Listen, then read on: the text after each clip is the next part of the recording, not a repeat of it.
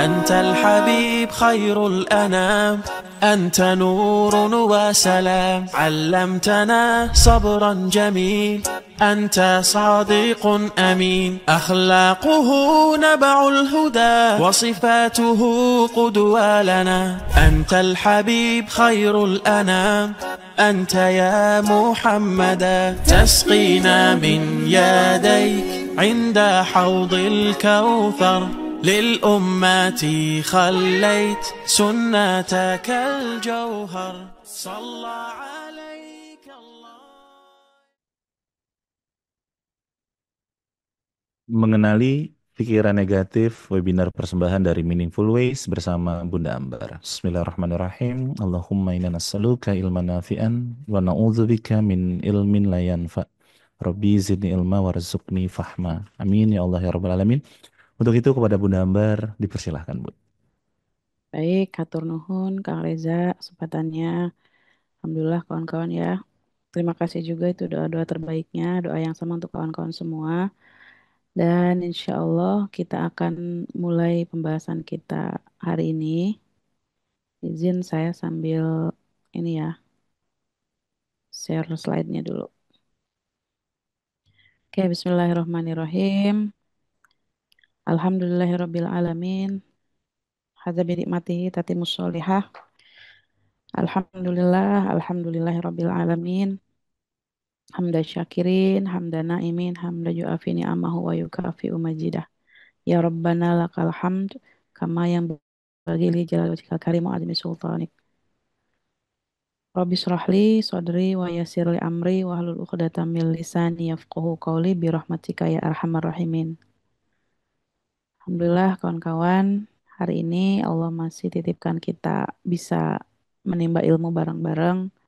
Semoga berkah dan semoga niat kita udah satu nih di sini, hadir di ruangan Zoom ini. Semoga niat kita hanya karena Allah aja. Karena kalau niatnya belum karena Allah, itu yang pertama akan menjadi sia-sia. Jadi kita lurusin bareng-bareng hadir di sini hanya karena Allah aja. Baik kawan-kawan, niat kita sudah diluruskan. Semoga sudah siap semuanya duduk yang tenang, yang rapi, yang baik, hati yang lapang. Kita akan coba memulai sebuah pembahasan yang bertajuk mengenali pikiran negatif. Nah, ini kawan-kawan ya. Jadi kadang kita nih ya, bukan kadang mungkin sering ya, terlintas pikiran-pikiran negatif. Sehingga itu yang membuat kita hidupnya tidak nyaman, yang membuat kita khawatir ya. Khawatir itu kan dari katanya khatiroh. Jadi ketika kita khawatir itu lintasan pikiran. Nah, lintasan-lintasan pikiran yang seringkali berlalu lalang, datang dan pergi tanpa diundang. Itu kan biasanya suka datang begitu aja ya. Sehingga mari kita urai hari ini tentang pikiran negatif yang mungkin bikin kita bergelut dengan diri kita sendiri, bikin kita mungkin perang dengan diri kita sendiri, perang batin ya.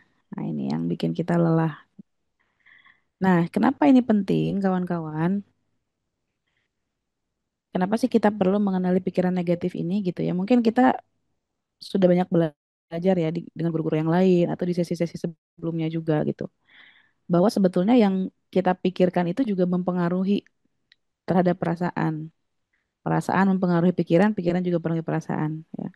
Karena baik secara emosional maupun secara fisik itu juga mempengaruhi apa yang kita lakukan.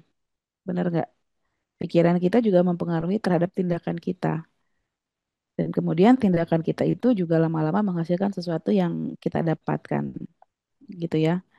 Sehingga pikiran itu baik secara langsung maupun tidak berpengaruh sama tindakan kita. Ya. Terus nih kawan-kawan, eh, yang perlu kita ingat gitu ya, perlu kita pegang baik-baik gitu ya, bahwa pikiran kita, apa yang dipikirkan itu sebetulnya tidak sama dengan kejadian yang sebenarnya. Tuh nggak sih? Pikiran kita itu bukan realita. Nah, saya baru bikin konten kemarin tuh di IG bahwa pikiran itu hanya sebuah sesuatu yang tidak nyata. bukan realita, gitu ya. Kenapa demikian? Karena sebetulnya ada filter, pikiran kita tuh punya filter kawan-kawan. Jadi nanti kita akan bahas lagi tentang filter-filter apa sih sebetulnya yang kita perlu pakai, kita perlu saring gitu ya, buat menyaring pikiran-pikiran kita ini nggak negatif gitu ya. Padahal kan sebetulnya nih ya, setiap kejadian, setiap peristiwa itu sebenarnya nggak ada yang positif, nggak ada yang negatif. Semuanya bersifat netral. Hanya pikiran kita lah yang menamai itu sebagai sesuatu yang negatif atau positif gitu. Sehingga semua kejadian tuh netral, normal aja.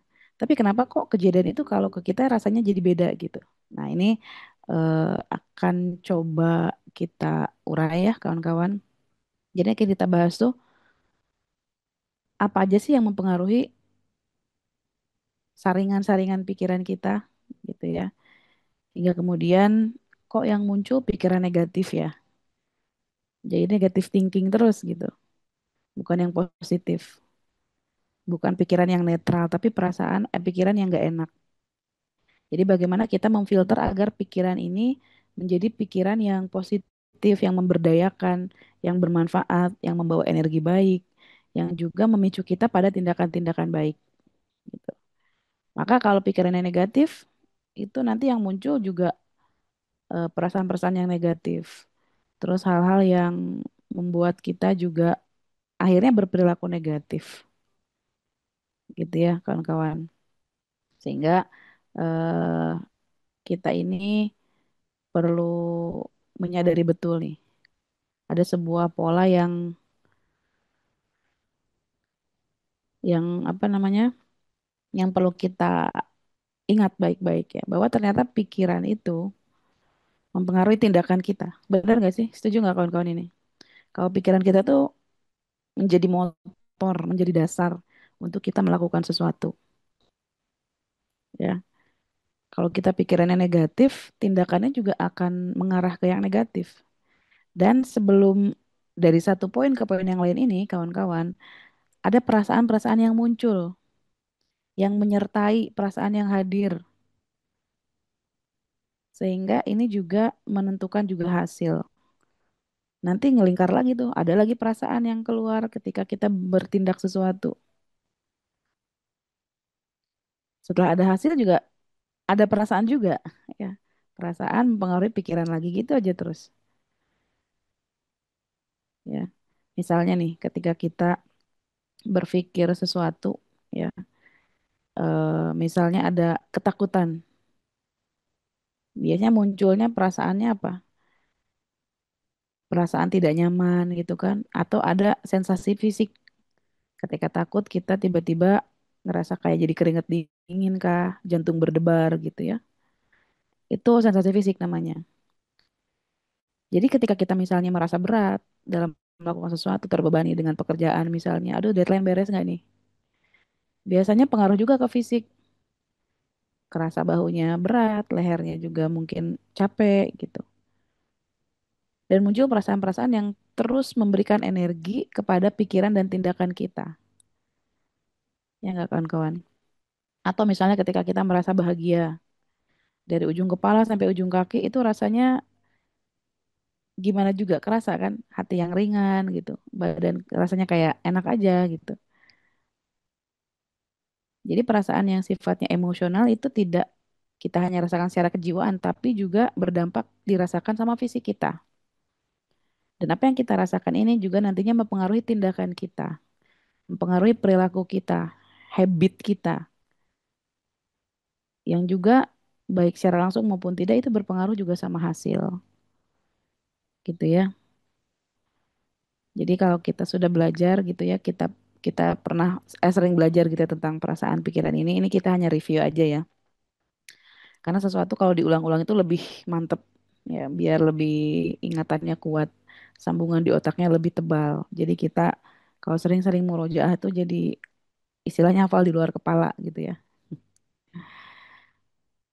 Karena apa kalau nggak diulang-ulang biasanya lupa, gampang lupa. Sekali ingatan, memori gitu ya, disimpan. Kalau nggak diulang-ulang terus, biasanya kita juga eh, gampang lupa. Perasaan udah pernah belajar nih ini. Tapi di mana ya? Kapan ya? Perasaan udah pernah denger nih, udah pernah tahu nih. Nah, itu kan perasaan-perasaan aja ya. Ya memang sudah pernah denger gitu ya. Cuman kita perlu murojaah lagi biar kita semakin kuat gitu di memori kita di jangka panjangnya. Ya, kenapa perlu diulang-ulang? Ya, emang diulang-ulang nggak bosen? Makanya biar memori itu bertahan, itu yang diulang-ulang. Maka kalau kita sering mengulang-ulang pikiran negatif, itu yang bertahan. Kenapa pentingnya kita murojaah terus apa namanya mempertahankan hafalan gitu ya? Karena memang buat menghafal itu lebih mudah daripada mempertahankan hafalan. Ketika diulang-ulang ini adalah punya momen besar kawan-kawan. Ya, punya punya energi besar buat biar sambungan di otaknya lebih kuat ya. Jadi nggak apa-apa ketika Anda mungkin belajar sesuatu yang udah pernah dipelajari gitu ya, it's okay. Kita ulang. Justru saya sering banget ngulang-ulang jadi biar apa ya, biar biar menguat gitu. Dan kadang-kadang kita ini orangnya serakah ya. Ah ini udah pernah belajar, pengen belajar yang baru lagi, belajar yang udah-udah bosen. Ya, padahal ketika bukan berarti nggak boleh belajar hal yang baru, tapi akan lebih baik kalau kita eh, mengulang juga apa-apa yang pernah kita pelajari. Maka ketika kita sering mengulang-ulang, itu di pikiran kita tercipta habit. Kita apa ya mengelola pikiran kita agar menjadi pengulangan-pengulangan pikiran yang baik, pikiran-pikiran yang negatif, yang positif, yang akan menguatkan kita. Itu kawan-kawan ya. Jadi ini nih penyakitnya manusia gitu ya, termasuk saya. Gitu. Padahal ada kalanya kita perlu mengulang gitu, biar terbiasa, biar kita eh, ter apa ya terendap gitu pemahamannya. Jadi semakin hari sering latihan, semakin sering diulangi akan semakin terbiasa. Ya. Sehingga kalau kita bicara tentang orang-orang yang hebat, orang-orang yang menurut kita mungkin mereka punya keahlian tertentu yang keren gitu, itu mereka juga senantiasa karena mengulang, sehingga mereka jadi mahir, jadi ahli di situ. Karena ada orang yang ahli sesuatu, satu hal, satu bidang, karena ditekuni terus. Ada juga orang yang banyak bisanya, tapi itu dangkal gitu kawan-kawan ya. Sehingga ketika kita juga untuk belajar mengelola pikiran, perasaan kita gitu ya, dengan lebih baik, maka jangan bosan buat mempelajari hal yang sama berulang-ulang gitu. Semakin digali, semakin dalam, semakin bermakna, semakin meaningful ya. Seperti halnya kelas kita nih, kelas Meaningful Ways. Jadi jalan yang kita tempuh ini bermakna banget, bukan sekedar jalan yang buat lewat aja. Ini kita latih dengan coba melatih pikiran kita, mengulang-ulang pikiran-pikiran yang baik dan mereduksi pikiran-pikiran yang negatif gitu. Ya, ini sebenarnya pesan ya, pesan untuk diri saya pribadi sebetulnya. Karena kadang ketika kita melihat ilmu baru itu, oh gampang terlena, terbuai, tergoda gitu. Ini apa nih? Apa lagi nih? Yang lama ditinggalin gitu. Pengennya belajar, pengennya menguasai dan sebagainya. Padahal bisa jadi ilmu yang sudah kita pelajari sebelumnya itu benar-benar bisa kita kuasai seutuhnya. Nah, ini melatih ya, latihan praktek terus gitu. Apa-apa yang perlu kita gali. Ya. Nah, itu kawan-kawan ya. Nah, ini coba kita mulai masuk ke dalam pola ya. Jadi ternyata pikiran negatif itu ada polanya. Kalau kita kenali polanya, itu kita akan gampang sadar bahwa ternyata oh iya, saya udah mulai salah nih. Pikirannya udah mulai keliru nih. Ada hal-hal yang mungkin nggak pas. Kalau kita cepat sadar, kita bisa cepat mengubah, memperbaiki. Tapi kalau kita nggak tahu, nggak sadar, mungkin kita akan terbuai terus dalam pikiran negatif yang membuat kita semakin ruwet hidupnya, gitu ya. Pikiran-pikiran yang biasanya otomatis muncul, sehingga itu juga menjadi energi kita berbuat sesuatu, menjadi tindakan kita, ya. Misalnya nih, kita coba akan kupas lebih dalam bahwa eh, Segala sesuatu kejadian yang terjadi di luar diri kita itu kan ada di luar kendali kita. Ya nggak kawan-kawan? Sepakat nggak? Sesuatu yang di luar diri kita itu di luar kendali kita. Maka kita sulit untuk mengubah, kita tidak bisa memperbaiki apapun yang memang di luar kendali kita. Kita pernah belajar ini ya kawan-kawan. Nah, termasuk ingatan kita itu juga adalah sebagai suatu kejadian, peristiwa. Bahkan imajinasi kita itu juga kejadian, peristiwa. Dan seringkali ingatan sama imajinasi kita ini kemudian mempengaruhi apa yang kita pikirkan. Nanti pengaruh sama self-talk-nya kita. Mempengaruhi juga kata-kata dan kalimat yang muncul di benak kita, di lintasan pikiran kita. Misalnya nih muncul imajinasi sebuah bayangan. "Oh, anak sekolah, anak saya misalnya kalau nggak lulus sekolah tahun ini gimana ya?" Itu sudah terjadi atau belum? Itu kan belum terjadi, ya nggak? Jadi sesuatu yang belum terjadi itu kayak sepintas muncul gitu ya. Jadi kita berimajinasi, kita berhayal, lalu muncul pikiran. Tuh nanti kalau anak saya nggak lulus tahun ini, anak saya akan menderita. Kemarin seharusnya saya lebih teliti, seharusnya saya lebih memantau anak saya belajar dan sebagainya. Dan imajinasi itu kan lama-lama berkembang, semakin liar kalau dibiarkan. Dan itu memicu pikiran-pikiran yang bisa memicu kalimat-kalimat yang keluar itu kalimat yang juga negatif, sejalan, ya nggak kawan-kawan? Padahal itu bukan kejadian yang nyata, itu baru hanya lintasan pikiran aja. Ya, bukan hanya ingatan, bukan hanya memori, tapi imajinasi juga bisa memicu pikiran yang lainnya.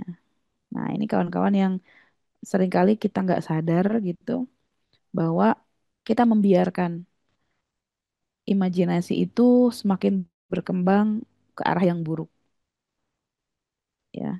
Kan kadang pikiran kita ini kalau diliarkan kan, waduh suka-suka ya.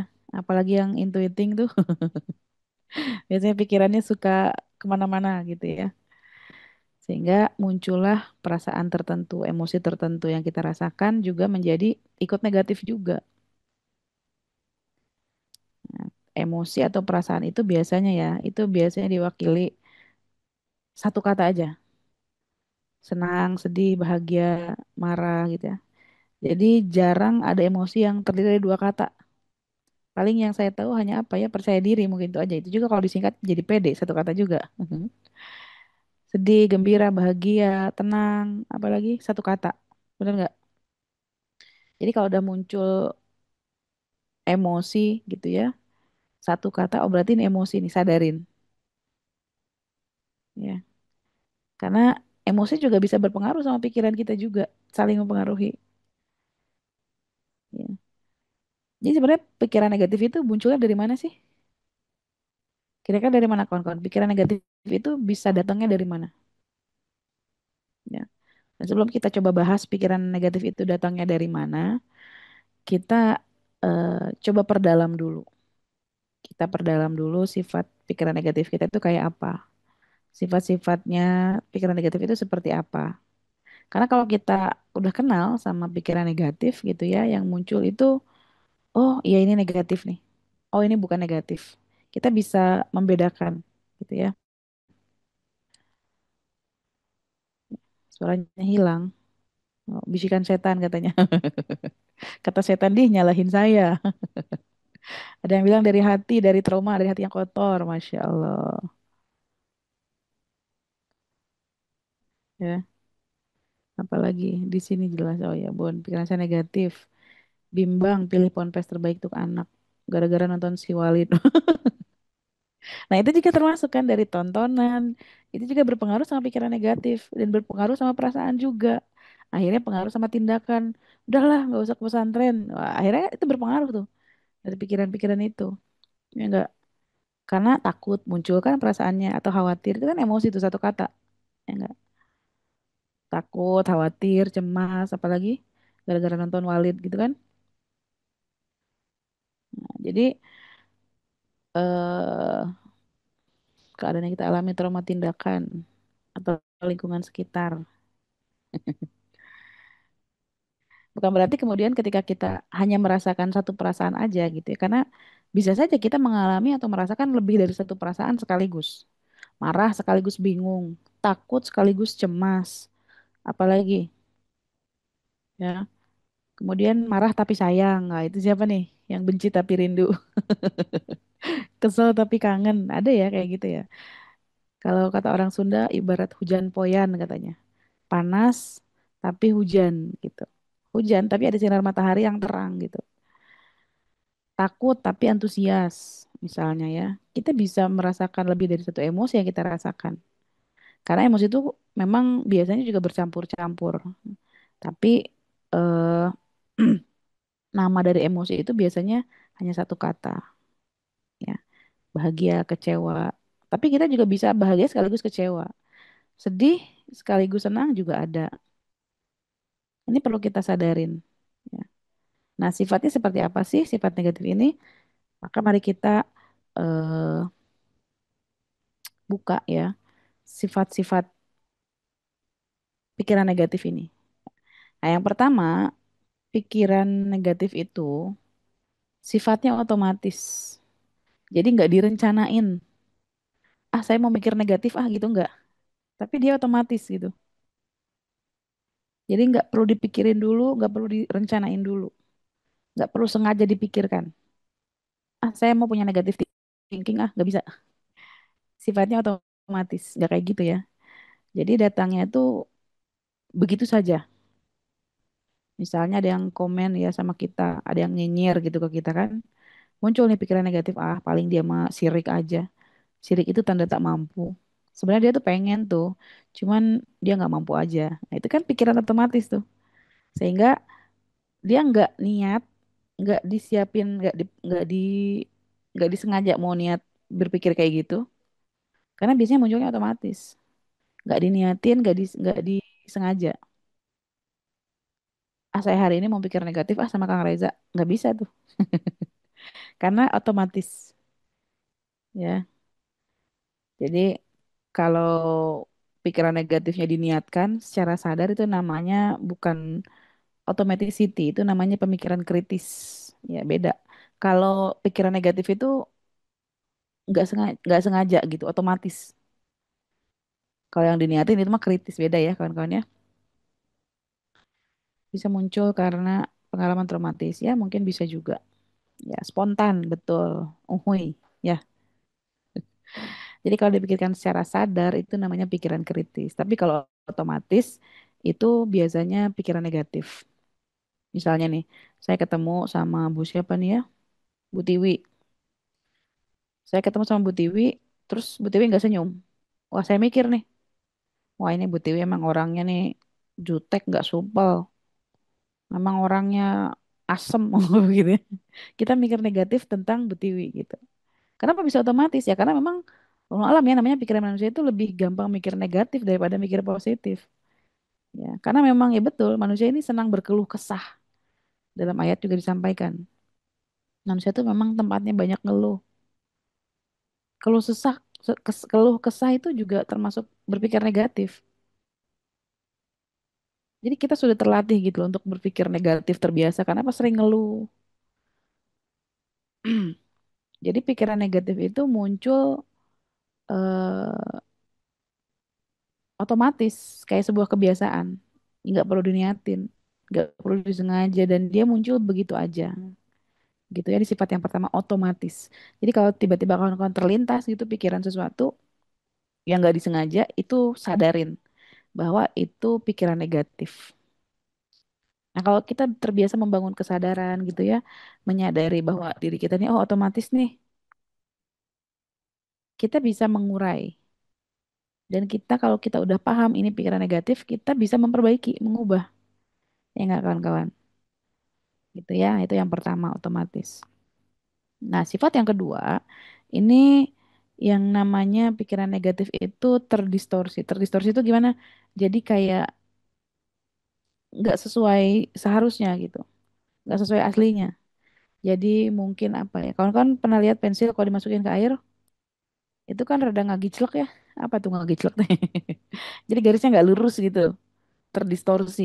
Nah, itulah ibarat masukin pensil ke air tadi, ada kayak pembiasan, ya bias gitu. Jadi nggak lurus. Jadi dia bengkok gitu, nggak sesuai dengan kenyataan yang sebenarnya. Dan orang yang pada saat mikir negatif itu biasanya nggak sesuai dengan kenyataan. Sebenarnya nggak ada orang yang mikir negatif itu sesuai dengan kenyataan. Ya, sebenarnya rata-rata sudah terdistorsi, sudah ya bengkok tadi, bias gitu ya. Jadi itu tadi ibarat benda dimasukin ke air tuh ada pembiasan, geser, tidak lurus sesuai garis seharusnya. Ya, misalnya nih, eh, ketika pikiran itu juga terdistorsi ya, terbiaskan, pikiran-pikiran yang tidak sesuai dengan kenyataan. Ya, misalnya ketika baca status, postingan story temen atau status WA temen gitu ya, atau orang yang kita nggak kenal, postingan orang lain, ya, atau teman kita. Kita nggak kenal secara nyata, kita hanya kenal dia di sosial media misalnya. Dia posting lagi jalan-jalan, lagi di mana gitu kan. Besoknya dia posting lagi, jalan-jalan lagi ke tempat yang berbeda, keluar kota, keluar negeri, keluar angkasa bahkan. Terus kita mikir kan, jalan-jalan mulu. Itu duitnya dari mana sih? Dia kan cuma seorang guru honorer. Atau dia kan cuma seorang apa gitu. Dia cuma sebagai seorang petugas pegawai outsourcing misalnya. Jangan-jangan dia korupsi. Gitu ya, terdistorsi. Jadi kita langsung menyimpulkan begitu saja. Padahal yang kita lihat di media sosial mungkin cuman beberapa persen dari kehidupan asli orang tersebut. Tapi kita langsung ngejudge, menyimpulkan, ya. Dan rata-rata seperti itu kan kita ini, hampir semua orang yang diposting di medsos itu yang baik-baiknya, yang bagus-bagusnya, atau titik ekstrem terbawah yang jelek-jeleknya, yang ngeluh-ngeluhnya, yang sakit-sakitnya. Ya enggak, yang diposting di medsos tuh jarang 100% di publish semuanya gitu. Kalau enggak yang senang-senangnya banget, yang sedih-sedihnya banget. Enggak semuanya ada nggak orang yang live 24 jam gitu? Sehari-hari dia mau ngapa-ngapain di-publish, ya. Maka yang kita lihat di medsos juga itu tidak semuanya benar, tidak semua kehidupan dia. Yang dipublish itu juga hanya berapa persen dari hidupnya. Jadi kalau misalnya ada orang komen negatif di postingan kita gitu ya, terus kita ketemu langsung sama orangnya gitu, bisa jadi orangnya sebenarnya sangat positif, sangat baik. Orangnya juga ceria, rame, seru gitu. Tapi kenapa ya dia di postingannya itu negatif banget di postingan kita. Dan kita menyimpulkan hanya dari komentarnya itu di postingan itu. Nah ini juga namanya terdistorsi kawan-kawan. Jadi pikiran negatif itu rata-rata terdistorsi, nggak sesuai dengan kenyataan. Ya nanti kita akan belajar nih apa aja sih yang pikiran kita yang biasanya terdistorsi. Nanti kita akan coba kupas beberapa ya cirinya atau sifat pikiran negatif itu yang terdistorsi ini. Nanti kita akan bahas kemudian ya. Nah, kemudian yang ketiga itu menghalangi pencapaian tujuan. Nah, pikiran negatif ini kalau kawan-kawan sadarin ya, ini membuat energi kita jadi lebih rendah karena menghalangi tujuan kita, tujuan yang kita inginkan. Artinya, kalau pikiran negatif itu menghalangi ketujuan kita yang diinginkan, ya sebenarnya nggak apa-apa juga gitu ya. Yang jadi masalah adalah seringkali pikiran negatif kita itu menghalangi untuk tujuan itu tercapai.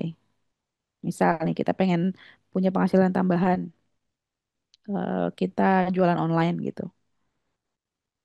Besok saya posting mulai ngonten deh.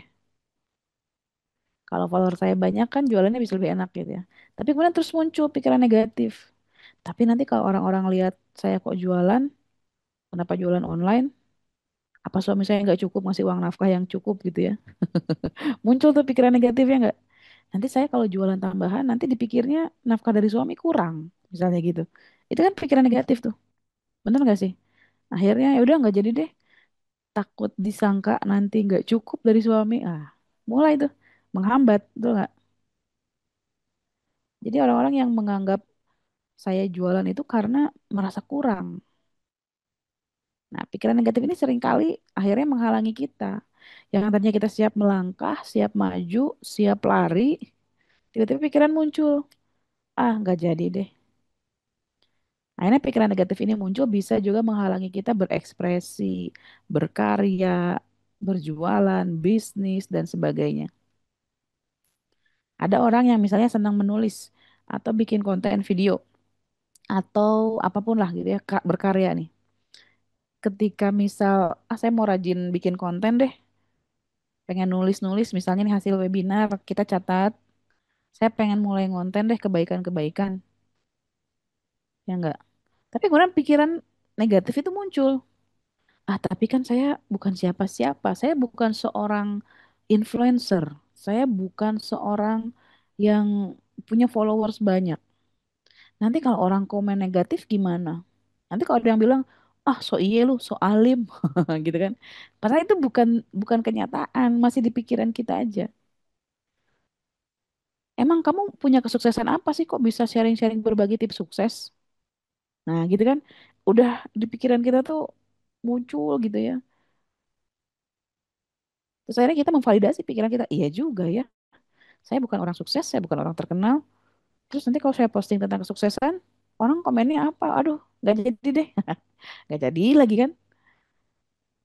Padahal kita nih niatnya baik, tujuannya baik, tapi kemudian eh, terhalangi sama siapa? Apakah terhalangi sama orang lain? Tidak, ternyata orang lain nggak menghalangi kita. Yang menghalangi adalah pikiran kita sendiri. Akhirnya, ya itu betul berpikir apa kata orang. Jadi dia menghalangi tujuan kita. Padahal kita niatnya baik, tujuannya baik, biar media sosial kita bermanfaat. Ya kan kita habis ikut webinar nih, kita rangkum, kita tulis highlight-highlightnya apa aja, lalu kita simpan di media sosial, disampaikan, ngerekap lah. Jadi orang-orang yang nggak ikut webinar kali ini juga bisa merasakan manfaatnya lewat tulisan kita, gitu kan? Itu kan kebaikannya di situ. Tapi pikiran negatif itu jadi ngehambat. Betul kan ya Bu, nge-share kajian gini mau yang muncul pikiran negatif, takut dibilang so alim. Nah itu ya, mengkhawatirkan sama omongan orang juga ya. Ini bisa menghalangi kita dari perbuatan baik. Dan banyak contohnya kawan-kawan ya, seringkali kita urung melakukan kebaikan, urung melakukan apa target kita buat dicapai karena ya ini tadi ada yang menghalanginya, pikiran negatif kita sendiri. Akhirnya ya udah nggak jadi lagi berbuat baiknya. Dagangnya nggak jadi-jadi, jualannya nggak maju-maju, sharing-sharing kontennya nggak nggak nggak nggak jadi. Akhirnya media sosialnya ya udah hampa aja, tidak bermanfaat gitu. Ya bun, takut dibilang sok, apalagi di kampung. Ketika takut dibilang sok, itu realita atau pikiran kita aja? Itu opini kita aja atau fakta? Ya enggak? Nah ini kita eh, perlu sadarin mana realita, mana pikiran kita aja. Jualan takut nggak laku, gimana? Itu ketakutan itu opini atau fakta? Ya, gitu kawan-kawan ya. Maka perlu kita sadarin. Bahkan kalaupun terjadi, ya nggak ada masalah. Misalnya kita dicap ini itu, ya it's okay. Kalau kita niatnya udah bener, bahan bakarnya udah pas, kita nggak akan berhenti karena omongan orang. Apa yang kita niatkan karena Allah Ta'ala, pasti akan ada ujiannya. Maka kalau sudah niat, faidah azamta, fatawakal ala Allah. Ya udah, orang mau ngomong apa, terserah mereka. Dan itu menjadi tanggung jawab mereka. Ucapan mereka yang nggak enak, bikin hati kita nyelekit, itu juga urusan dia dengan Robnya. Urusan kita adalah bagaimana merespon ketika ketika orang itu eh, bilang nggak enak, ngomong nggak enak sama kita. Itu ya, sadarin. Kalau niatnya udah karena Allah, maka kita nggak butuh apa namanya ya, penilaian dari orang. Kalau kita misalnya posting sesuatu, nggak ada yang nge-like, nggak ada yang komen sama sekali. Kalau bukan karena Allah, kita sedih tuh.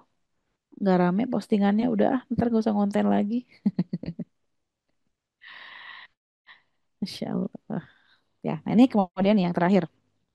Eh, Pikiran negatif ini seringkali masuk logika. Jadi secara akal tuh benar bisa diterima. Nah ini bahaya ya, karena semua pikiran negatif itu biasanya masuk akal.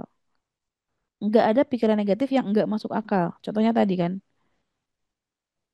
nanti orang mikir saya merasa kekurangan, merasa saya nggak cukup dengan penghasilan suami. Masuk akal nggak? Kerja udah punya, kok masih jualan online sih? Oh ini benar nih suaminya nggak cukup nih ngasih nafkahnya. Masuk akal kan? Ya. Nanti orang mikir belum sukses kok udah posting-posting tentang kajian, posting-posting apa tentang agama, posting-posting ayat, posting-posting hadis, ya. Masuk akal nggak? Masuk akal. Karena seringkali masuk logika memang pikiran negatif ini. Ya nggak kawan-kawan? Sehingga kita ini dibikin capek sama pikiran kita sendiri. Halah anak kemarin sore udah bikin-bikin video konten. Aduh, nanti orang kalau berpikir kayak gitu gimana? Itu di pikiran kita ini capek kawan-kawan. Ya, karena semuanya memang masuk akal. Karena yang namanya alasan itu ya, itu memang bisa dibuat-buat. Dan kita selalu melakukan pembenaran atas apa yang kita lakukan. Kita selalu melakukan pembenaran atas apa yang kita pikirkan. Makanya apa yang kita lakukan juga, apa yang kita pikirkan itu selalu masuk akal. Apa yang kita yakini itu selalu masuk akal, termasuk pikiran negatif. Nah, yang bahayanya adalah ketika kita memikirkan hal yang negatif, terus itu kita validasi dengan, oh iya masuk akal ya, bener juga ya.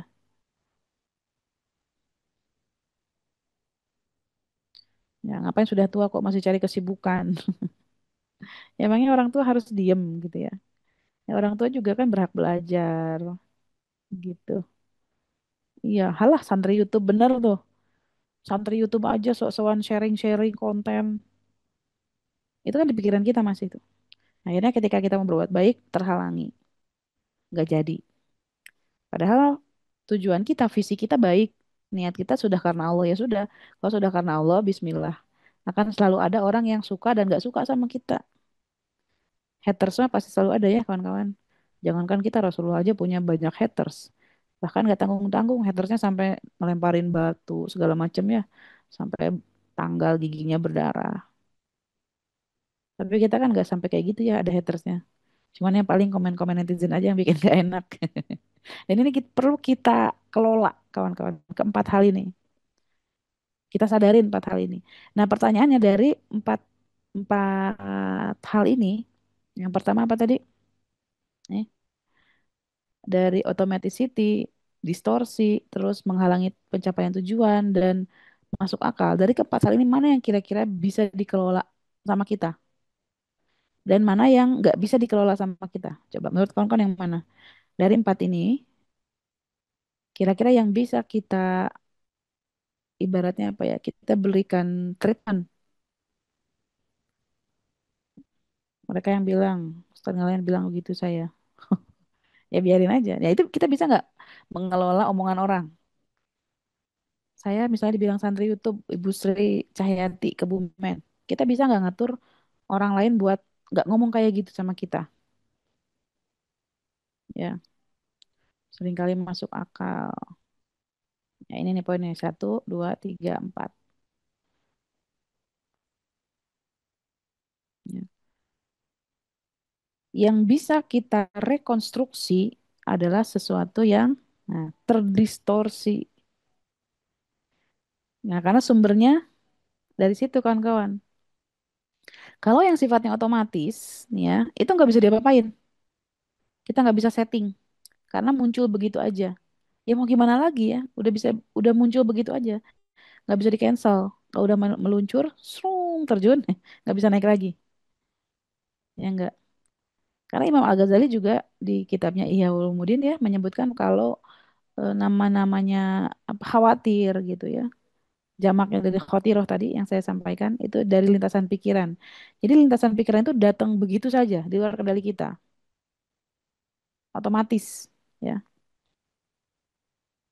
Jadi datangnya otomatis, nggak bisa diapa-apain. Kalau sudah muncul ya udah gitu aja.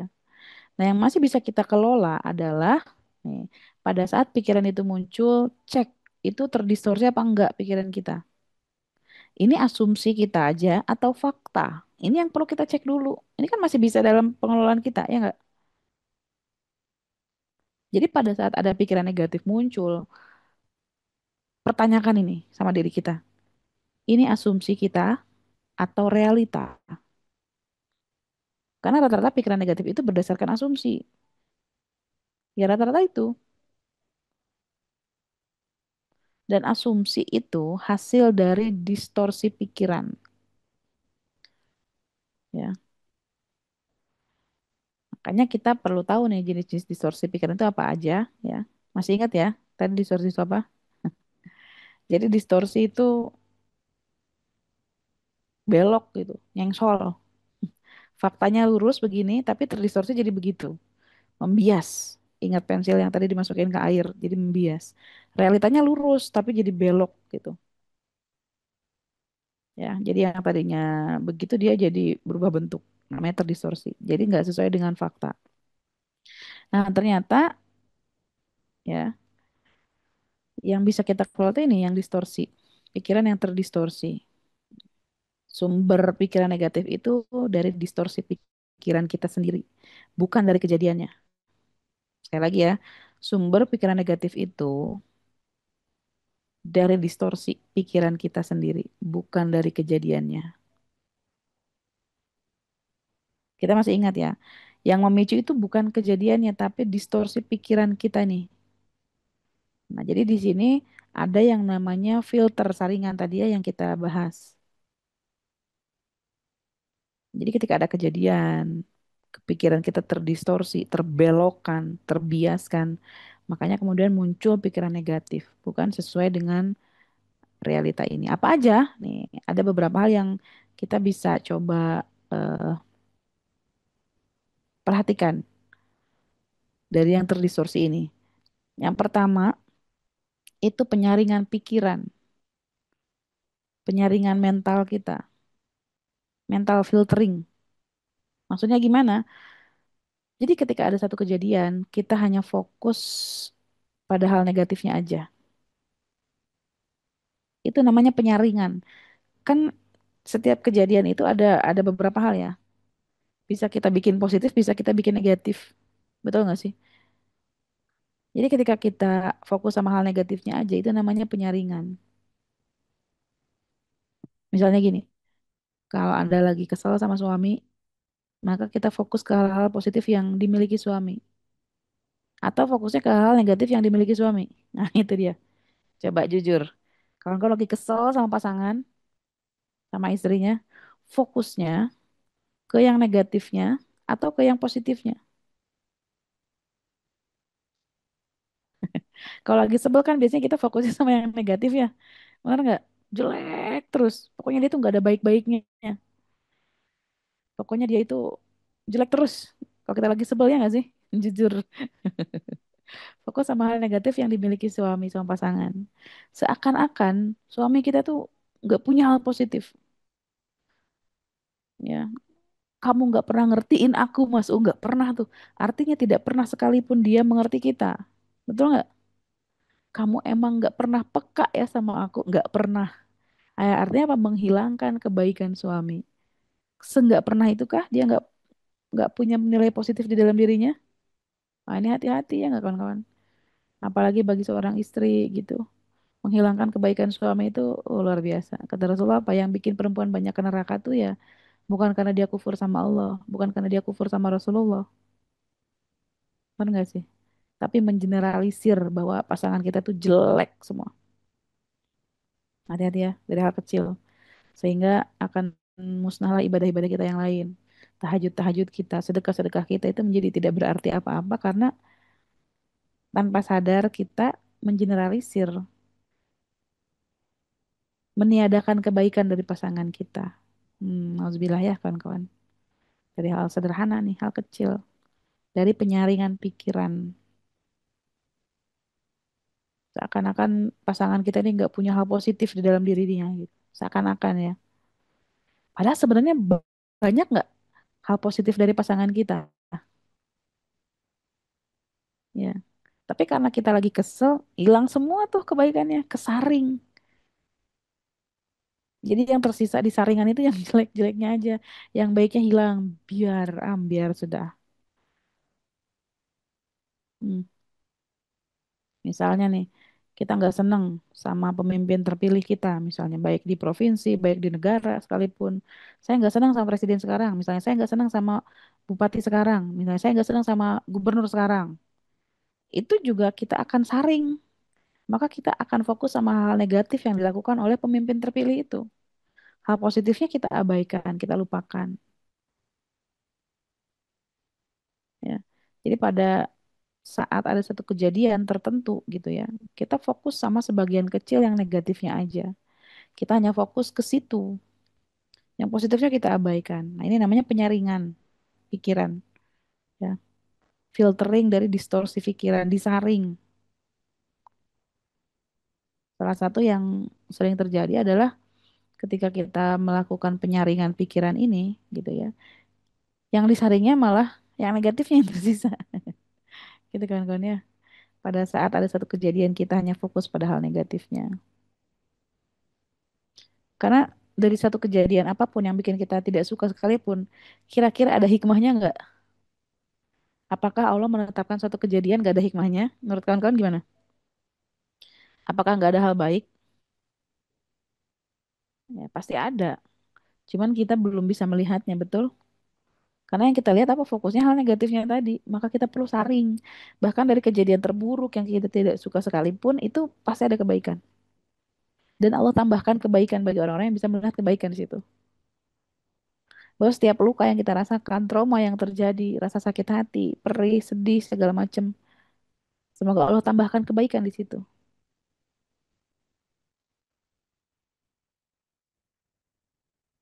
Ya, misal nih, kemarin kan lagi rame nih anak-anak SMA yang daftar ke perguruan tinggi, gitu kan. Jadi misalnya ada seorang anak nggak diterima di perguruan tinggi negeri yang dia inginkan. Ya, kita fokusnya sama hal negatifnya aja. Kok nggak bisa sampai keterima sih? Ini gimana sih? Gitu ya. Yang dilihat sama anak kita akhirnya apa yang negatifnya aja. Kamu sih belajarnya main terus. Kamu sih main game terus.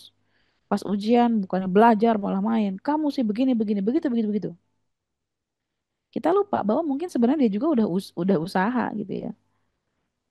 Kita lupa bahwa dia pun punya sisi positifnya sebetulnya tidak kita fokuskan ke situ.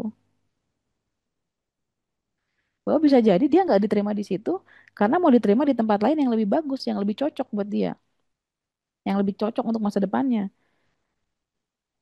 Mungkin bisa jadi tiba-tiba dia diterima di luar negeri gitu kan, malah dapat beasiswa. Di Indonesia daftar susah-susah, ternyata diterima beasiswa di luar negeri. Kan sering kayak gitu ya. Jadi yang kita lihat sisi negatifnya aja. Sehingga inilah yang perlu kita lakukan, disaring, diayak dulu gitu loh.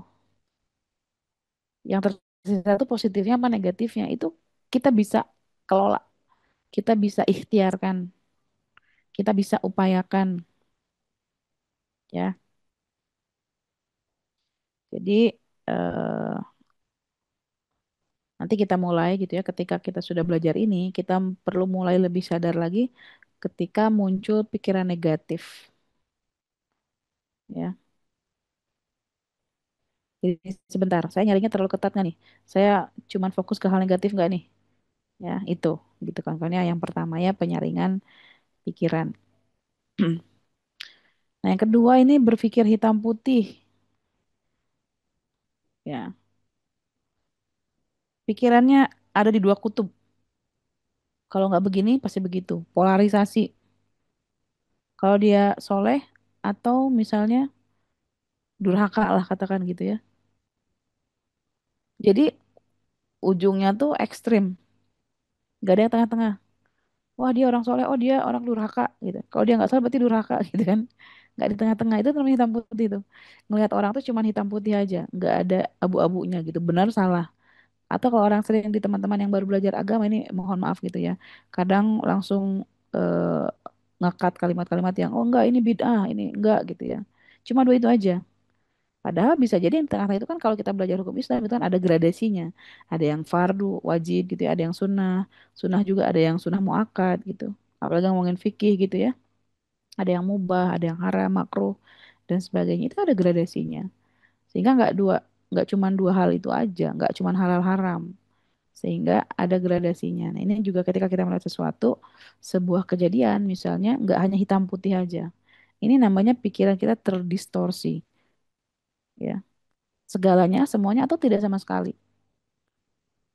ya. Sehingga berpikir baik buruk itu udah kayak nggak ada di tengah-tengahnya. Sehingga ketika kita ngelihat dalam konteks melihat eh, orang gitu ya, biasanya kita lihat hitam putihnya aja. Oh dia orang baik, oh dia orang buruk. Udah. Sehingga kalau kita melihat orang baik, nggak akan dilihat keburukannya. Ketika ngelihat seseorang buruk, kita juga nggak akan bisa ngelihat kebaikan di dalam dirinya. Benar nggak sih? Jadi taklid buta. Hati-hati juga nih kalau mengkultuskan orang. Ya. Kalau dia orangnya baik, sehingga padahal yang dilakukan ada buruknya. Tapi kita tutup mata dari itu semua. Hati-hati juga. Misalnya ketika kita berpikir hitam putih itu ya seperti kita jadi punya ekspektasi yang bahkan tidak realistis pada orang itu. Ketika kita menganggap dia baik, misalnya, maka kita berharap, berekspektasi semua yang dilakukan itu baik, nggak ada buruknya. Atau sebaliknya, ketika kita lihat orang itu buruk, maka kita punya ekspektasi bahwa apapun yang dilakukan itu pasti buruk. Mentang-mentang orangnya jelek, misalnya, buruk gitu ya, sehingga kebaikan apapun yang dia lakukan nggak tampak. Karena kenapa ya kita udah patternnya black sama dia. Padahal setiap orang, termasuk saya, termasuk kita semua gitu ya, pasti ada baiknya, ada buruknya. Benar nggak? Ya saya kelihatan baik kalau lagi gini aja, lagi menyampaikan materi. Kan nggak tahu kalau di luar ini gimana kelakuan saya ya nggak? Gimana kalau di rumah, gimana kalau sama teman. Saya dinilai baik cuma kalau pas lagi gini aja. Tapi juga ada kebiasaan buruk dan sebagainya. Ya, udah pasti nggak sih? Jadi nggak ada orang yang benar-benar 100% baik, 100% buruk. Nggak ada. Ya, hanya Rasulullah aja ya yang 100% baik. Kalau kita, wah ini komposisinya nggak tahu gimana gitu ya. Bukan Nabi, bukan Rasul. Ya pasti ada baik buruknya. Jadi kita sering lihat orang tuh hitam putih. Ya, udah di dua kutub itu aja. Ya. Jadi perlu disaling juga, difilter juga. Gitu kawan-kawan. Yes, yes. Jadi kalau mentaklidkan seseorang gitu ya, hati-hati juga misalnya ngefans sama seseorang, sama ustadz siapa. Nah itu juga hati-hati. Paling kita kalau boleh ngefans cuma sama Rasulullah aja udah, yang pasti 100%. Ya. Kalau selain itu, sisakan ruang buat kecewa gitu ya. Kalau di kelas healing tuh, sisakan ruang untuk ternyata orang ini ngecewain ya. Ya itu. Tapi jangan dibesarkan juga gitu ya kawan-kawan. Nah, misalnya nih, saya ngisi kelas kemarin misalnya dari Rantau Perapat. Di kelas itu misalnya ada 50 peserta yang hadir. Semua diminta lembar evaluasi. Kan kalau habis kelas itu dia minta apa ya kayak lembar evaluasinya gitulah. Mereka mengisi Google Drive di Google link-link Google Drive gitu. Terus dari 50 peserta ada dua orang yang ngasih komentar saya kurang enak. Yang saya nggak suka ngedengernya misalnya gitu ya.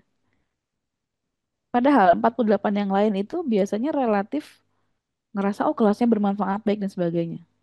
Tapi karena kita fokusnya ke situ gitu ya, ke yang dua orang itu berminggu-minggu, berbulan-bulan saya kepikiran.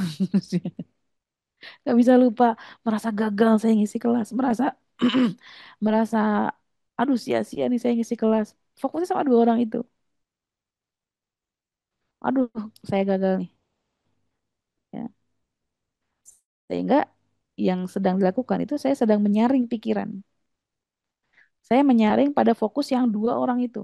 Yang dua feedbacknya negatif tadi. Ya enggak sih? Karena yang kedua saya berpikirnya hitam putih. Gara-gara dua ini saya menganggap kelas saya gagal. Ya. Itu bisa bikin saya Malas tuh ngisi kelas lagi karena kenapa? Oh, di pikiran saya ini saya udah gagal. Ya. Terus akhirnya pundung, mutung. Udahlah pokoknya udah saya nggak mau ngisi-ngisi kelas lagi sampai segitunya. Ya, ini contoh distorsi yang nyata gitu. Dan kita mungkin pernah mengalami apa ya, satu hal umpan balik yang negatif gitu dari orang, komentar negatif dari orang. Kemudian kita menyimpulkan seakan-akan dunia itu runtuh karena feedback itu. Baru juga posting konten-konten, udah langsung komen negatif di postingan kita. Udah saya ngerasa gagal, saya udah nggak mau jadi konten kreator, udah titik saya pundung, saya mau tutup IG saya misalnya gitu ya. Ini pemikiran black or white gitu kan, kawan. Jadi hati-hati dengan itu karena ini akan membuat kita jadi terhalang dari tujuan yang ingin kita capai juga. Ingat ya, terdistorsi. Nah, ini yang ketiga, patternnya apa nih yang bisa membuat pikiran kita terdistorsi? Itu mengeneralisir berlebihan. Jadi cirinya generalisasi itu apa? Misalnya gini, eh, semuanya atau tidak pernah atau sama sekali atau tidak sekalipun misalnya. Kalimatnya gini, kamu nggak pernah ngertiin aku mas ke suami gitu kan, tidak pernah. Itu kan menghapuskan semua yang mungkin pernah dia lakukan meskipun satu kali. Misalkan dari 10 kali suami Anda berbuat atau istri Anda berbuat sesuatu, misalnya 9 kali berbuat jelek, tapi ada satu kali berbuat baik. Kita generalisir langsung kamu ya, emang nggak pernah bisa ngertiin aku. Nah, itu generalisir tuh, over generalisir. Ya, ibu-ibu yang lagi ngomel sama anak-anaknya, anaknya 5 misalnya. Kalian semua ini yang gak ada yang ngertiin bunda. Semua. Berarti tidak satu pun yang anak yang ngertiin kita. Ya enggak? Terus misalnya pada zaman-zaman dulu kita masih masa jahiliyah gitu ya, yang pernah pacaran gitu. Terus misalnya dikhianati sama pasangannya, kemudian pacarnya itu pergi lagi dengan orang kedua, orang ketiga gitu ya, dikhianati. Terus kita ngecap laki-laki itu semuanya brengsek, gol semuanya. Semua laki-laki memang buaya. Waduh, padahal kan gak semua laki-laki buaya ya. Ada laki-laki kucing. Ya, jadi sifat-sifatnya ya nggak bisa digeneralisir semua gitu. Nggak sama. Itu kalau over generalisir tuh hati-hati juga bisa bikin trauma tuh. Ketika satu kali dua kali didekati sama laki-laki yang mungkin gak sesuai, bikin trauma, akhirnya juga bisa bikin dia susah nikah gitu kan. Jadi masalahnya bertumbuh lagi gitu kawan-kawan ya. Sehingga over generalization ini juga salah satu bentuk distorsi pikiran. Ya, ketika kita melakukan berlebihan menggeneralisasi sesuatu itu juga termasuk pikiran negatif. Itu kawan-kawan.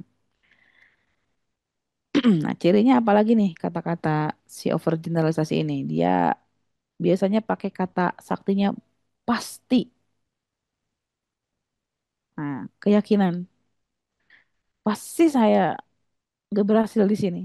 Pasti saya kayaknya gagal di sini, di bisnis ini. Jadi ketika kita melihat sesuatu dipastikan, wah ini nih satu judgement yang luar biasa. Bisa mendistorsi banget ya. Jadi hal-hal yang bikin kita tuh ya udah ke distract gitu. Udah nikah 12 tahun, 13 tahun, bahkan 20 tahun. Terus kita masih bilang pas lagi kesel sama suami, kamu tuh emang gak pernah ngertiin aku. Masa ya selama 20 tahun itu gak ada ngerti-ngertinya sama sekali? Ya nggak? Paling tidak satu mah pasti pernah kali ya. Masa nggak ada sama sekali? Itulah kita yang kadang juga menghilangkan, mengkufurkan nikmat.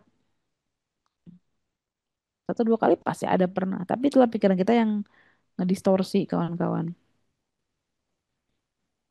Ya. Kemudian yang keempat, distorsi apa lagi nih? Mind reading, membaca pikiran. Kayak apa ya? Udah kayak indigo. Jadi misalnya nih, ada orang seperti ini ya. Ada banyak ketemu sama orang gitu ya. Orangnya nggak nyapa, cuek, diem, jutek, terus nggak senyum. Tadi Bu siapa ya coba contohin misalnya, ya. Terus kita baca pikiran, dia pasti nganggap saya orangnya sombong. Dia pasti nganggap saya itu nggak mampu. Pasti tuh dia tuh ngeremehin saya, nganggap saya nggak ada, nganggap saya nggak penting. Itu kan baca pikiran. Langsung kita menyimpulkan seakan-akan bisa baca pikiran dia. Itu namanya meta persepsi. Jadi meta persepsi itu gini, persepsi saya terhadap persepsinya Kang Reza terhadap saya. Menurut saya, Kang Reza pasti mikirnya, Bunda Ambar nih berlebihan nih. Menurut saya, pasti Kang Reza mikir saya lebay.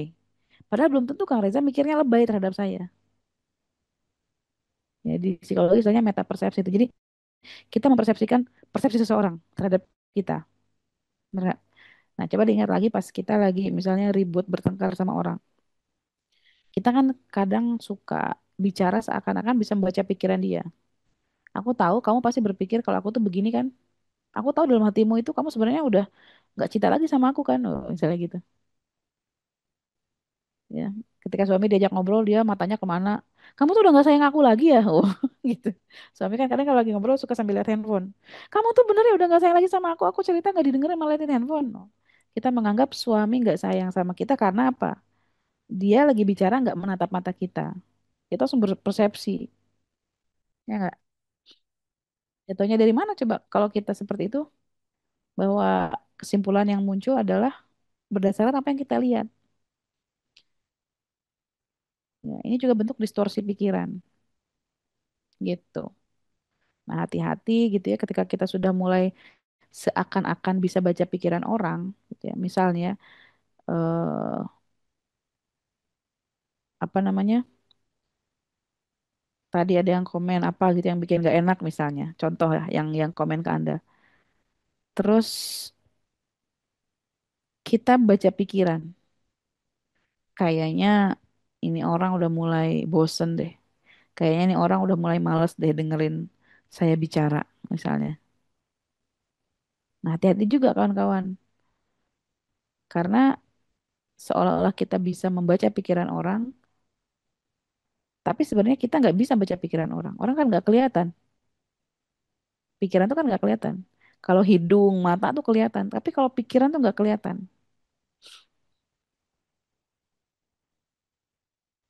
Ya, suami istri itu kan kadang ribut gara-gara ini misalnya. Istri seringkali menganggap suami itu bisa baca pikiran dia. Pakai kode-kode ya perempuan biasanya itu. Pengen suami melakukan satu hal, bukannya to the point bilang apa, muter dulu biar biar gimana? Biar suami itu ngerti apa yang kita maksud tanpa harus kita mengucap gitu. Ya enggak? Ya Allah. Terus kode-kode lagi jalan-jalan ke mall misalnya. Terus bilang sama suaminya, "Ya ya, itu tasnya bagus ya." Terus kata suaminya, "Iya memang bagus." Cocok nggak ya? Ya cocok gitu kan. Jadi tanya cocok apa enggak ya cocok. Tadinya kodenya pengen dibeliin tas ya nggak sih? Tapi muter dulu kan gitu. Berharap ya begitulah. Kemudian ternyata suaminya nggak ada inisiatif ngebeliin. Karena kan yang ditanya cuma bagus nggak ya bagus, cocok nggak ya cocok. Saya ini ngambek duluan istrinya. Ya udahlah, nggak usah kita pulang aja. Aku udah malas, udah nggak selera jalan-jalan. Nyampe rumah diem, undung gitu ya. Masa gitu aja nggak tahu sih kalau aku udah ngomong gitu tuh artinya aku tuh pengen dibeliin misalnya. Ada kode-kode. Itu kita menganggap suami kita tuh bisa baca pikiran kita. Ya, begitulah kadang-kadang ya. Jadi yang bikin capek juga, yang bikin lelah juga, ya, membaca pikiran. Jadi nggak ada tuh yang bisa baca pikiran kita. Ya, gitu kawan-kawan ya. Jam berapa ini ya? Oh sebentar lagi, 5 menit lagi. Nah, kemudian kawan-kawan ya, eh dalam kondisi apa ya, membaca pikiran ini, itu kita bisa juga dibikin capek. Ya nggak kawan-kawan? Oke, kemudian kita satu lagi aja deh, satu poin lagi aja ya. Nah, yang kelima itu namanya melebihkan bahaya yang belum terjadi. Ya. Jadi kalau ada sesuatu yang lebay dibesar-besarkan tentang bahaya yang belum terjadi, ini juga pikiran terdistorsi kawan-kawan. Misalnya gini, ketika ada anak yang lagi main perosotan di sekolah di TK misalnya gitu ya. Jatuhnya cuma lecet aja. Itu distorsi pikiran nomor 5 ini kawan-kawan gini. Si ibunya mikir, aduh nanti kalau kaki kamu patah gimana? Kalau patah nanti kan kamu nggak bisa jalan. Kalau nggak bisa jalan nanti terus kamu nggak bisa cari duit dan sebagainya. Itu namanya melebay-lebaykan. Kan kadang kita kalau anak misalnya lagi main sesuatu yang menurut kita khawatir berbahaya gitu suka dilebay-lebaykan ya nggak sih? Pegang handphone yang benar sih kalau jatuh pecah nggak bisa segini lagi bla bla bla terus. Jadi mikirnya tuh kejauhan dan seakan-akan itu dunia mau runtuh, kiamat mau datang gitu ya. Jadi nyari istilahnya apa ya? Mungkin overthinking juga bisa, tapi kayaknya belum mencakup juga deh kalau overthinking ya. Tapi overthinkingnya yang fokusnya sama bahayanya. Ya ada bahaya-bahaya yang sebenarnya nggak terlalu berbahaya banget, tapi kelihatan jadi bahaya banget ya, karena seringkali melebihkan. Nah, biasanya ibu-ibu yang suka ngancem anaknya nih, awas nanti jangan gini, nanti begini begini begini, wah terus. Padahal itu belum terjadi, ya. Dia bisa mengubah hal kecil jadi bencana besar dalam pikiran yang membesar-besarkan. Senang membesarkan masalah kecil, ya. Misalnya ketika lihat suami ketahuan lagi lihat reels yang dalamnya misalnya perempuan, langsung nih kita overthinking. Gimana nanti kalau dia selingkuh? Gimana kalau dia ninggalin aku? Nanti gimana kalau berpisah? Anak-anak sama siapa? Padahal cuman lihat reels aja gitu. Tapi kita sudah melebihkan bahaya yang belum terjadi. Overthinking, ketakutan yang ya fokusnya sama bahayanya gitu. Tapi pikiran kita perempuan gitu udah ke sana, udah jauh, sudah khawatir duluan. Ya, itu sih pasti boleh. Ya ini disclaimer dulu ya, bukan berarti berpikir negatif itu nggak boleh karena beda ketika kita berpikir negatif yang apa namanya? Mendistorsi, ada juga yang bentuknya untuk antisipasi. Ya, jadi memang kemudian berpikir buruk itu memang nggak selalu buruk gitu ya. Berpikiran negatif itu nggak selalu buruk. Yang kita bahas hari ini tuh yang berpikir negatif yang bisa menghalangi kita ke tujuan itu. Nanti itu beda bab lagi ya. Mungkin ya kapan-kapan kita coba bahas ini lebih dalam lagi gitu ya. Jadi memang sebenarnya berpikir negatif secara umum itu sebenarnya bisa juga bermanfaat. Ternyata apalagi gitu ya, terutama kalau kita melakukan berpikir negatifnya secara disengaja atau dalam istilah psikologinya critical thinking ya, berpikir kritis, nalarnya diasah untuk mengantisipasi resiko itu perlu berpikir negatif juga. Untuk mencegah musibah yang lebih besar itu juga perlu berpikir negatif. Hanya berpikir yang negatif yang bagus itu harus diiringi dengan tindakan untuk mengantisipasi gitu ya. Nah, yang kita bicarakan hari ini, bab yang hari ini kita bahas, itu berpikir negatif yang nggak ada orientasi tindakannya, yang justru hanya menciptakan emosi-emosi negatif yang bikin kita sesek, yang bikin kita kecewa, yang bikin kita kesel, yang bikin kita marah. Kita fokusnya ke situ. Ini disclaimer aja ya kawan-kawan ya. Jadi khawatir nanti setelah ini malah merasa bahwa berpikir negatif itu nggak boleh sama sekali nggak boleh kok ya asal tahu takarannya. Ini jangan sampai juga kita jadi reframing yang buta gitu sehingga semua negatif harus dipositif-positifkan nggak juga gitu kawan-kawan ya. Jadi ini disclaimer juga kawan-kawan ya biar kita bisa membedakan, makanya judulnya mengenali pikiran negatif, bukan bukan apa ya, bukan menjadi atau menghapus pikiran negatif bukan, tapi mengenali pikiran negatif. Mana pikiran negatif yang perlu kita waspadai, mana pikiran negatif yang bisa kita bangun menjadi sebuah penalaran kritis gitu. Makanya yang membedakannya adalah ada yang disertai orientasi tindakan atau tidak gitu kan ya. Jadi nggak semua pikiran negatif itu jelek, ada juga pikiran negatif yang bisa membangun, mencegah bahaya dan sebagainya. Maka kita perlu kenalan sama semua hal yang namanya pikiran negatif. Gitu kawan-kawan ya. Jadi inilah beberapa contoh apa ya distorsi pikiran. Saya bahas 5 aja hari ini karena waktunya juga sudah selesai. Itu saja mungkin kawan-kawan ya. Alhamdulillah, terima kasih kesempatannya hari ini kita bisa bareng-bareng meneras ilmu. Semoga berkah, bermanfaat ilmunya kita sebarkan. Ya, tadi yang sudah kita catat nih, yang sudah kita rangkum, kawan-kawan yang menulis, direkap, boleh diposting di media sosial. Jangan takut dibilang soalim, biarin aja. Yang penting kita terus berdakwah, terus syiar. Ada atau enggak yang dengerin dakwah kita, tugas kita mah wajib berdakwah. Bukan wajib didengarkan sama orang. Tugas kita mah terus syiar kebaikan. Karena medsos kita juga akan dimintai pertanggungjawaban nanti ya. Dipakai buat apa? Maka kita gunakan untuk syiar kebaikan. Kalau kan boleh sharing nih hasil belajar semuanya hari ini di media sosialnya, boleh di IG, di Facebook segala macam. Yang di IG boleh di tag juga di akun Meaningful Ways. Sama akun saya juga boleh ya. Insya Allah kita akan luaskan lagi ilmu-ilmunya. Barakallahu fikum, kawan-kawan. Assalamualaikum warahmatullahi wabarakatuh. Saya kembalikan ke Kang Reza. Waalaikumsalam warahmatullahi wabarakatuh. Syukran, jazakillah khair. Bunda Ambar, terima kasih banyak yang sudah membersamai kita pagi hari ini. Dan ya betul banget, yuk kita sebarkan ilmu yang bermanfaat. Kita tebarkan dengan penuh cinta juga gitu ya. Udah niatin aja lillahi ta'ala. Nggak usah terdistorsi itu tadi pikiran kita ya. Bismillah, terima kasih banyak Bunda Ambar. Dan boleh dong saya minta satu dua kata yang menggambarkan perasaannya setelah menikmati sajian ilmu wasilah dari Bunda Ambar. Syukron Bunda Ambar. Alhamdulillah, jazakillah khair. Ilmunya manfaat banget. Semoga bisa terrealisasi. Terima kasih banyak, luar biasa ilmunya sungguh bermanfaat. Oh, tuh ada yang nge-share apa tuh? Ada yang nge-share catatan juga langsung tuh Bu Tutut. Bu Yudiwanti, Masya Allah. Cakep, share tuh.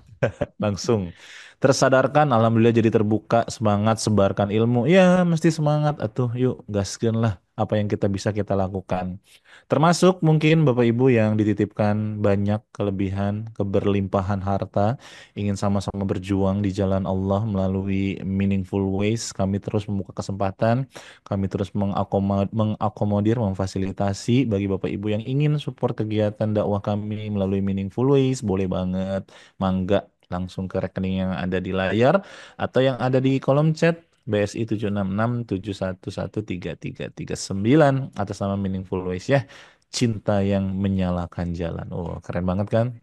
Tak harus besar, tak perlu terlihat, tapi ketika niatnya tulus, setiap kebaikan yang dititipkan bisa jadi penerang bagi banyak hati. Ya benar, nggak ada yang kecil, nggak ada yang sia-sia di hadapan Allah. Allah Maha teliti setiap hitungannya. Maka yuk kita terus berikan apa yang kita bisa, kita berkontribusi, kita berjuang sama jihad fisabilillah gitu ya dengan apa yang kita bisa. Karena nggak semua, nggak banyak orang yang Allah titipkan gitu ya, dan nggak banyak yang Allah sentuh hatinya untuk terus sama-sama berdakwah gitu. Mangga, terima kasih banyak. Jazakumullah khairan, jazakumullah hasanah jaza. Dan ada kelas eksklusif juga di pekan ini. Izin menginfokan terlebih dahulu nih kepada Bapak Ibu Ayah Bunda sekalian. Nah, siapa yang kemarin nagih-nagih lagi, nagih-nagih lagi, nagih-nagih terus kelas eksklusifnya Dokter Yanti ya. Nih ada insya Allah selama 2 hari, Sabtu dan Ahad di pekan ini dengan tema Detox Fitrah. Let it go and let it heal. Belajar melepaskan racun dalam tubuh, pikiran, dan jiwa secara alami. Siap daftar dan mendaftarkan? Siap hadir dan menghadirkan? Pokoknya ilmu itu sejatinya buat kita dulu ya. Nah, jadikan apapun yang kita dapat di materi hari ini, di kajian-kajian Meaningful Ways, menjadi sarana untuk menunjuk diri kita sendiri dulu. Sebelum kita menunjuk orang lain. Jangan nunjuk orang lain sih sebetulnya ya. Biarkan orang lain berubah karena memang diri kitanya sudah berubah duluan gitu.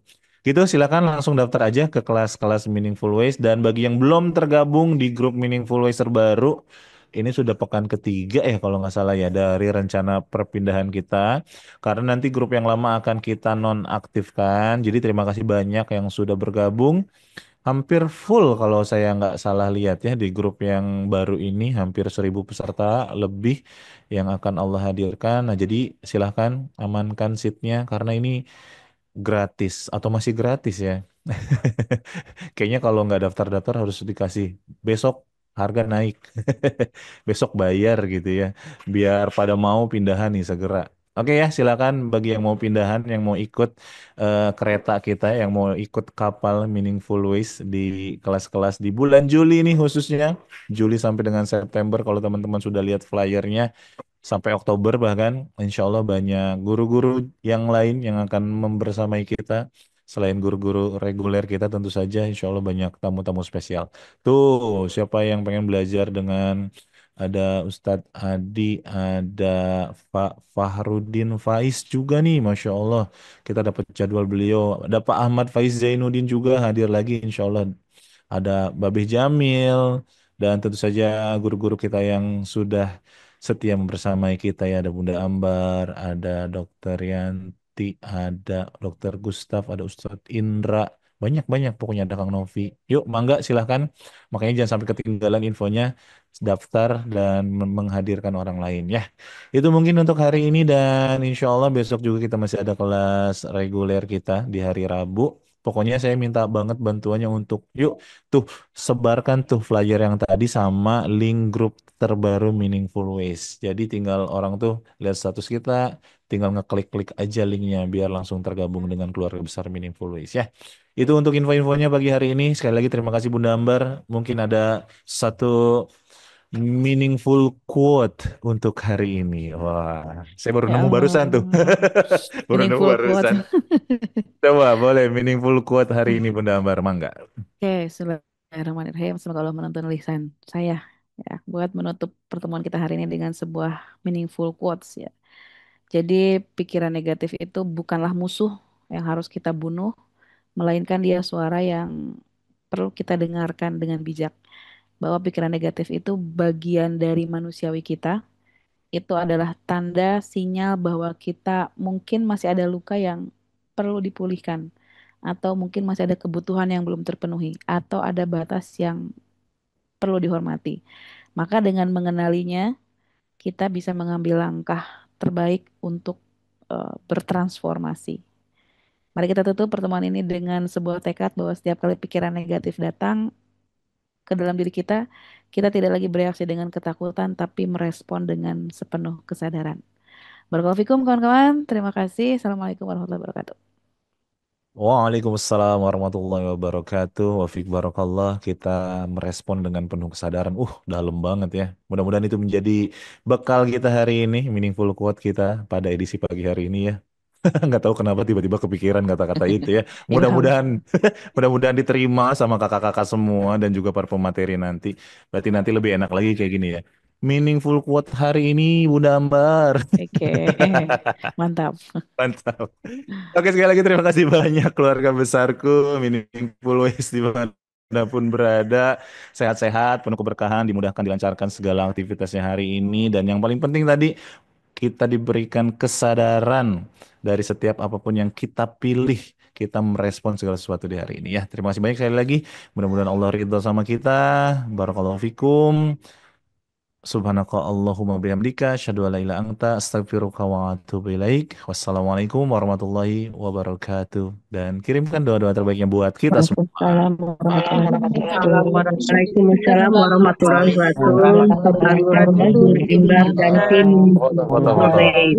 Bunda Ambar, Kang Reza. Terima kasih. Amin, amin, amin. Sehat selalu Bunda. Bunda Ambar, Besok. Husnul Khotimah lamar saya. Semangat. Surga dengan Rasulullah. Izin tutup ruangan Zoom-nya ya. Mundur. 21. 2 3 saudara sampai